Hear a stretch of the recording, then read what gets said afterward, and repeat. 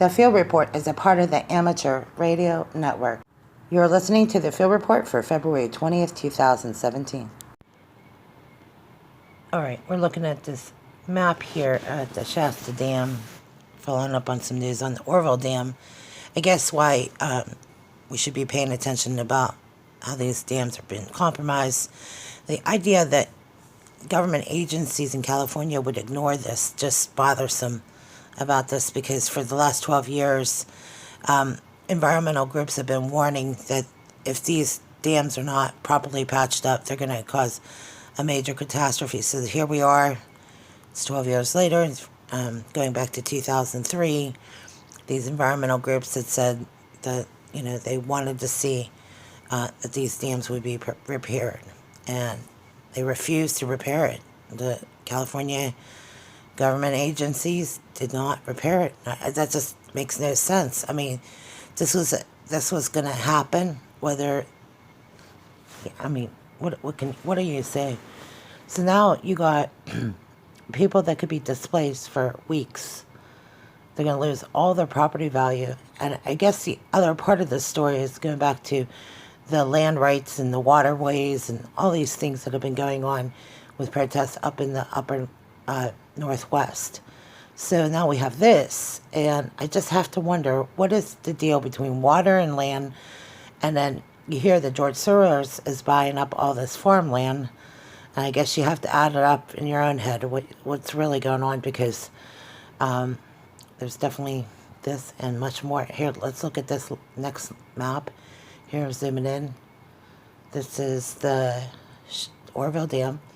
So look at this waterway. If you look at the yellow part, and then you go all the way down into Sacramento, this can all, we're talking about, just think of the worst case scenario, all these homes destroyed, and then the waterways are flooded out with all this debris coming through.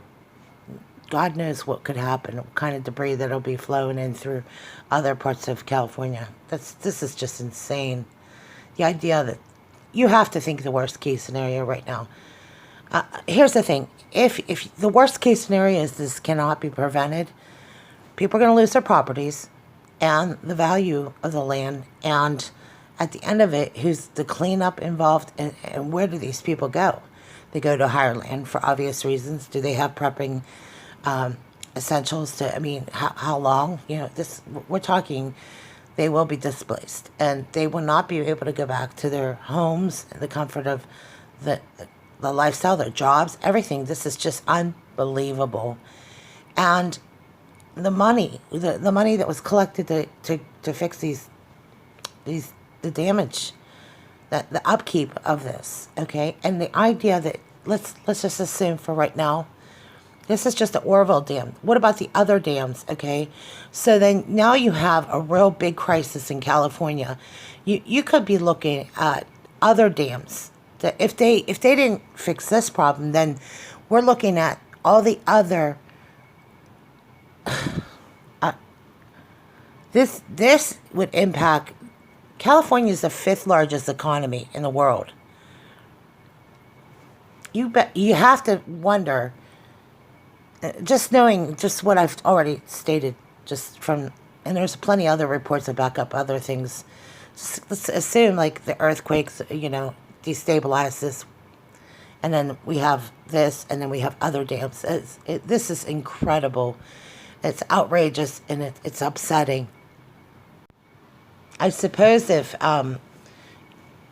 you're prepared for a crisis like this, I don't know how you prepare for something like this. They were on notice, and people are just finding out that, they could be losing everything, including their home, property, and all that stuff like we stated earlier.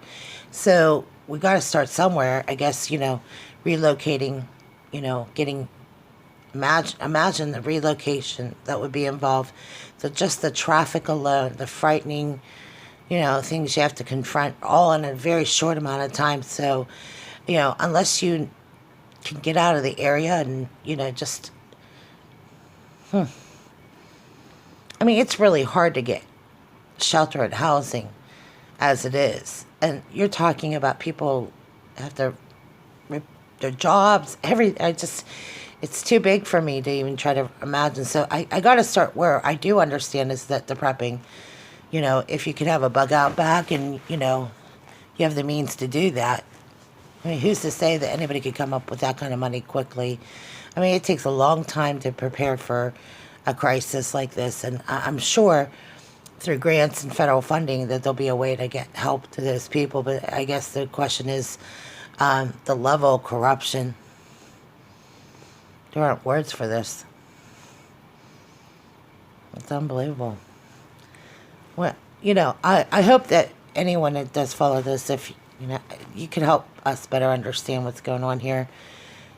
We're from Pittsburgh, Pennsylvania. I'm not saying that somehow we don't understand that there could be this kind of catastrophe, but not like this. I mean, I don't know. I mean, we've had our own share of catastrophes. I just simply cannot wrap my head around something like this. How negligence and sorry that anybody would ever have to be forced into a crisis like this to this magnitude. And you're talking hundreds of thousands of families and people. That's just, this is amazing. All right, so we're going to put some links below. Hopefully some people can school us on what this is all about. What exactly are they looking at? We're talking about not just one or two dams, but several dams throughout California, Nevada. Ah, wow. So we did do a report with I talked to Chance this afternoon, and he suggests everybody be prepared now. This is just the dams. Imagine what other things have been in our crumbling infrastructure, which was all left ignored for over 8-10 years. I don't know how long there'll be plenty of time to be pissed off. So I don't know. I mean, pissed off at who? I mean, the same Jack. I don't want to say his name. Anyway, jackass. That's what I wanted to say. Jackass. The jackasses that do this kind of crap. Okay, there. I said it. Okay, so whatever jackasses came up with this brilliant idea to just ignore a bunch of dams, really, you're really not looking out for the people. I guess everybody got that memo today. I mean, really. Okay, so that's just brilliant. So, and the reason I'm kind of wondering what's going on is because now you're hearing that it's not just this dam, but there's the Shasta Dam. Oh, there's a couple more. Oh, yeah. This is what we get. This is the thank you we get for putting up with the nonsense. And then we have to wake up every day and argue with people about politics. Really? Really? Get a life. And now I heard there's going to be an American Spring, which is going to be lighten up the cities throughout the United States. When you want to collapse the country, this is the formula. You have a bunch of dams go off, and apparently now they're planning for May Day. I think from the time the weather gets nice to May Day, that all the cities are going to be lit up with protesters. This is why we told you a year ago, get out of the cities. Get as far away from these larger cities, move further out, and then you have something like this happen. So I guess, this is the idea to trap the people into a situation where they're going to be forced into doing things that they don't want to do. And I'll be the first one to admit, okay, everyone likes their comfortable place. You work all your life to have that little comfortable place called your home. And now you get the notice that you got about a week to figure out where you're going to live. And I'll tell you, on average, most people don't find an apartment right away.